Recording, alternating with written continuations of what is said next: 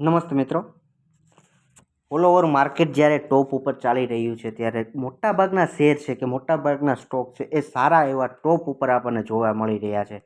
ત્યારે મિત્રો ખાસ અને ખાસ ચેતજો કે નવું ઇન્વેસ્ટમેન્ટ કરવા માટે નવા પોર્ટફોલિયોની અંદર તમારા પોર્ટફોલિયોની અંદર એડ કરતી વખતે ખાસ વિચારજો કે કયા પ્રકારના સ્ટોક તમે એડ કરો છો, એટલે કે કયા સેક્ટરની અંદર તમે તમારું ઇન્વેસ્ટમેન્ટ અત્યારે કરો છો કે એ શેર છે એ અત્યારે ઓલરેડી કે 1.5 ગણો કે 110% રિટર્ન કે દોઢ ગણો 2 ગણો શેર આ થયેલો છે, તો આ શેર હજુ અહીંથી ગ્રોથ કરી શકે એમ છે કે હજુ અહીંથી ઉપર થઈ જઈ શકે એમ છે કે એ શેરની અંદર કે પૂરેપૂરા સેક્ટરની અંદર પણ પ્રોફિટ બુકિંગ પણ થઈ શકે એમ છે. એવા સમયે જો તમે નવું ઇન્વેસ્ટમેન્ટ કરશો તો તમે ફસાશો. એટલે કહેવાનો અર્થ છે એવો છે કે જે શેરની અંદર ઓલરેડી તેજી થયેલી છે કે એવા સ્ટોકની અંદર તમે સારું એવું ઇન્વેસ્ટમેન્ટ કરેલું છે તેમ છતાં પણ એ ઓલરેડી નવું ઇન્વેસ્ટમેન્ટ કરો છો કે પછી એડ કરો છો, ત્યારે એ શેર ઉપર જવાને બદલે નીચે આવી શકે કે એમાં પ્રોફિટ બુકિંગ આવી શકે એવી શક્યતા રહેલી છે.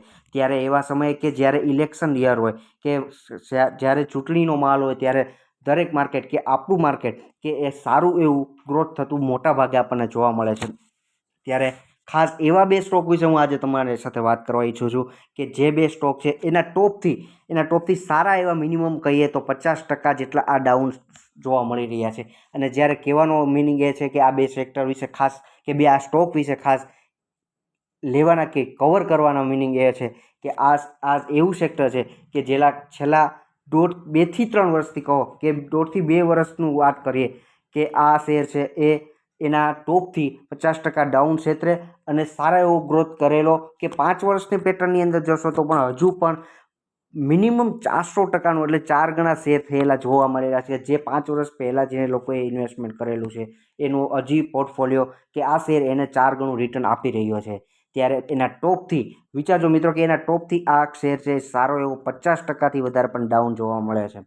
તો એવા બે સેક્ટર કે જે કેમિકલ ક્ષેત્ર સાથે બિલોંગ કરે છે કે કેમિકલ ક્ષેત્ર સારું એવું લોંગ ટર્મે બહુ સારું એવું રિટર્ન આપતું દરેક સેક્ટરની અંદર હાઈએસ્ટ રિટર્ન આપતા એ સેક્ટર કહી શકીએ કેમિકલ સેક્ટર વિશે આપણે વાત કરીશું. તો આગળ વધીએ વિડીયોની અંદર. તો મિત્રો ફર્સ્ટ ટાઈમ તમે સ્ટોક ઓફ ગુજરાતી લાયન્સ ચેનલના વિડીયો જોઈ રહ્યો છો તો એન્ડ સુધી જોજો, જેથી તમને વિડીયોની અંદર ક્યાં ફંડામેન્ટલ અને સારા એવા શેર વિશે વાત કરવાની છે ખ્યાલ આવશે. અને ફર્સ્ટ ટાઈમ વિઝિટ કરો છો તો ચેનલ સબસ્ક્રાઈબ કરજો અને બેલ આઇકન હિટ કરજો અને તમારા મિત્રો સાથે આ વિડીયોને શેર કરજો, જેથી કરીને આવા સારા એવા વિડીયોને કે સારા એવા સ્ટોક્સની માહિતી પણ એમને મળી શકે. આગળ વધીએ તો એમાંનો પહેલો સ્ટોક છે બાલાજી અમાઇન્સ કે સારી એવી કેમિકલ સ્પેશિયાલિટી કેમિકલ ક્ષેત્રે કામ કરતી આ કંપની છે કે જે કંપનીનો શેરનો ભાવ અત્યારે 2249 એ ટ્રેડ કરતો જોવા મળી રહ્યો છે. અને 5 વર્ષના રિટર્નની વાત કરશો તો આ શેરનો જે લોકો 5 વર્ષ પહેલાં પણ રિટર્ન ઇન્વેસ્ટમેન્ટ કરેલું છે એનું હજુ પણ પોર્ટફોલિયોની અંદર આ શેર 4 ગણું રિટર્ન આપી રહ્યો છે. જ્યારે શેરનો ભાવ ટોપ લાઇનની વાત કરશો તો 4800 સુધી ગયેલો છે, જ્યારે કોન્સોલેટેડ થયેલો આ શેરના ભાવની અંદર અત્યારે ટોપથી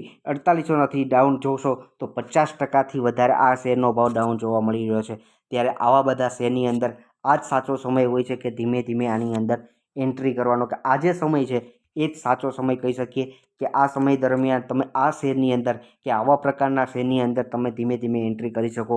જ્યારે પણ આ કેમિકલ ક્ષેત્ર ધીમે ધીમે અત્યારે ગ્રોથ કરી રહ્યું છે કે જ્યારે આટલો બધો સમય ખાસ કરીને મિત્રો તમને વિચાર આવશે કે આ શેરની અંદર એટલા સમયથી આ શેર શા માટે અહીંયા અપડાઉન નથી, જ્યારે એટલું બધું ટોપ ઉપર માર્કેટ ડાઉન છે તો આ શેરની અંદર એટલો બધો ઘટાડો શા માટે. તો ગ્લોબલી લેવલે મિત્રો વાત કરીએ તો સારો એવો ઘટાડો કે બિઝનેસની અંદર સારો એવો ઘટાડો કે ગ્રોથ એટલી જોવા મળતી ન હતી. જ્યારે ઓલ ઓવર કેમિકલ સેક્ટર જ પૂરેપૂરું ડાઉન છે ત્યારે આ પ્રકારના રિસ્કી શેર કે જે મિડકેપ ક્ષેત્રના કહી શકીએ કે નોર્મલી 40થી 50% ડાઉન જોવા તમને મળી રહ્યા છે. ત્યારે આ કંપનીઓના બિઝનેસમાં એટલો ગ્રોથ કે એટલો બધો કેમિકલનો ઉપાડ જોવા નહોતો મળતો. એના હિસાબે ઓલ ઓવર સેક્ટર ડાઉન છે એના લીધે આ શેરમાં ઘટાડો જોવા મળ્યો હતો. હવે ફંડામેન્ટલ વિશે વાત કરીએ તો આ કંપનીનું ફંડામેન્ટલ કેવું છે તો માર્કેટ કેપની દ્રષ્ટિએ જોઈએ તો આ કંપની છે મિડ કેપ ક્ષેત્રની કંપની છે. 7273 કરોડનું માર્કેટ કેપ છે. પી એ છે પીની દ્રષ્ટિએ ઘણો સસ્તો કહી શકીએ કે 39.50નું પી જોવા મળે છે. આરઓસી સારામાં સારું 36.50, આરઓઈ 23.20નું જોવા મળી રહ્યું છે. અને ખાસ વાત કરીએ કે 52 વીકના હાઈની વાત કરશો તો આ કંપનીનો 52 વીકનો હાઈ છે એ 2736 સુધી ગયેલો છે. આગળ વાત કરીએ મિત્રો કે સાથે આ કંપની કયા ક્ષેત્રના કેમિકલ બનાવે છે, તો ખાસ અમાઇન્સના ક્ષેત્રના કેમિકલ કે આ ઇન્ડિયાની અંદર ખાસ એવી એક આ કંપની છે કે જે મિથાઇલમાઇન્સ, ઇથાઇલ્સ, અમિનો ઇથેનોલ અને એસિટામાઇડ, અમાઇન્સ, હાઇડ્રોક્લોરાઇડ એવા અલગ અલગ પ્રકારના સ્પેશિયાલિસ્ટ કેમિકલ કે જઈએ કે આવનારા સ્પેશિયાલિસ્ટ કેમિકલની ડિમાન્ડ આવનારા સમયની અંદર ગ્રોથ થવાની છે. જ્યારે ભવિષ્યમાં કેમિકલ ક્ષેત્રે ઇન્ડિયા છે એક મોટું હબ બનવા માટે સરકાર એને સારો એવો ગ્રોથ આપી શકે એવી પૂરી શક્યતા છે. જ્યારે ઇન્ડિયન સ્ટોરીની અંદર કેમિકલ ક્ષેત્રનો સારામાં સારો દરેક ક્ષેત્રમાં ઉપયોગ થતો હોય ત્યારે આવી કંપનીઓને આપણે ધ્યાનમાં રાખવી જોઈએ. આગળ વાત કરીએ બેલેન્સ શીટની અંદર ફંડામેન્ટલ સાથે જોતા કે આ કંપનીનું બેલેન્સ રિઝર્વ છે વાર્ષિક ક્ષેત્ર આજે જોવા મળી રહેલું રિઝર્વ છે જેની અંદર છેલ્લા 3 વર્ષની અંદર જોશો કે 2021ની અંદર 888 કરોડનું રિઝર્વ કંપની પાસે હતું. હાલની દ્રષ્ટિએ એ 1602 કરોડનું રિઝર્વ જોવા મળી રહ્યો છે. એની સામે બોરિંગ એટલે કે લેણાની વાત કરીએ તો આ કંપની પાસે કેટલું બોરિંગ છે આ કંપની ઉપર, તો નોર્મલ તમને એ બોરિંગ છે એ સામાન્ય રીતે 44 કરોડનું જોવા મળી રહ્યું છે, એ નહીવત પ્રમાણમાં કહી શકીએ.